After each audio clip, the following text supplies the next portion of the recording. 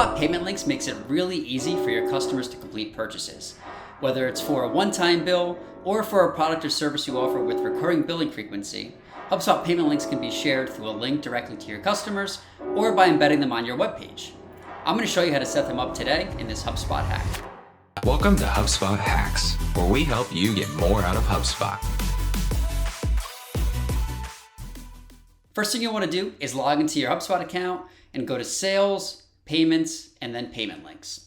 So if you haven't done this already, you're going to want to make sure that you register for HubSpot Payments, go through their qualification process, and once you get approved, you'll be all set to start setting up your first payment links. So once we're here, we'll click the orange button to create a payment link, and then it's going to ask us which line items we want to sell. So it gives us the options to select from our product library or to create custom line items. I highly recommend using the product library option. And if you haven't added products already to your HubSpot account, you can watch our other HubSpot hack here, which shows you all about adding products to your HubSpot portal. So I'm all ready to go. I have my products added in. I'm going to select from my product library, and I'm going to go into my widgets folder.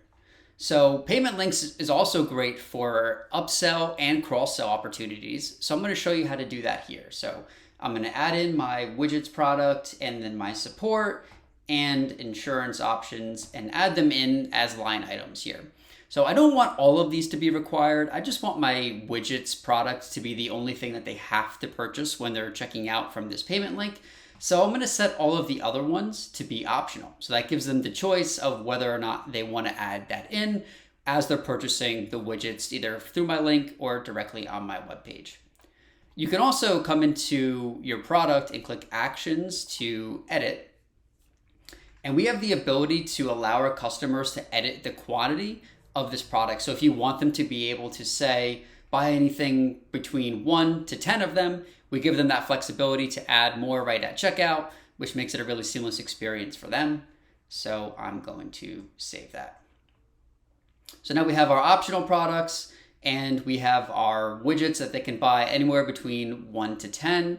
And you also see billing frequency here. So if you do products or services that have recurring bills, whether it's monthly, quarterly, or annually, you can set that up right in HubSpot now, and it's just going to automatically collect payments for you based on their payment information that's going to be saved on file.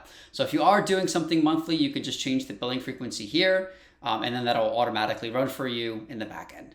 But say we're happy here with our widgets and our add-on products, we'll go and click Next. We're going to want to give this payment link a name, and then it's going to ask us if we want to create deals every time this payment link is used. I recommend turning this on if you want to be able to report on revenue inside of your HubSpot account. So we're going to have this automatically create deals in our one stage in our demo sales pipeline. We also have the option to add in some text here that they will see at checkout to try to get them to obviously entice them to make that purchase. You'll see there are some more advanced features too, like you do have the ability to turn on discount codes if you wanted to run promotions or share discount codes with some of your customers. You can do that, as well as choose what information you want to collect from them at payment aside from email, which is required, like first name, last name, company names, to name a few.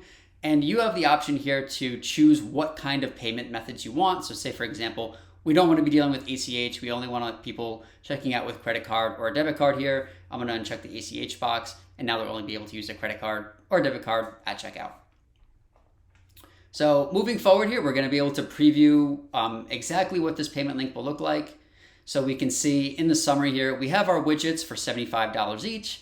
They can customize the quantity. So say they wanted to add 5 widgets.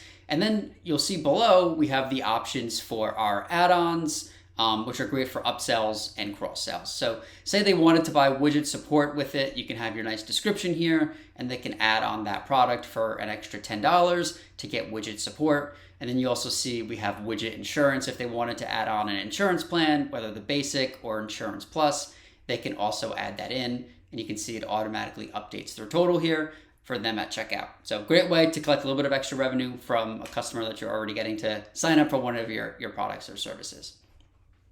So we're happy with the way this looks. We're going to click Create, and you can see it automatically gives us this link that we can copy, and we can start sharing with our customers to use at checkout if we want to send them a link directly. So then coming back to our payment links page, if we wanted to actually to be able to embed this on our page, we can just hover over the link or the payment link that we created that we want to embed, click actions, and it's grayed out here for me just simply because this is a test portal that I'm running. But if this was a live portal, a live instance that you're working in, you could copy your embed code to add that right into your web page.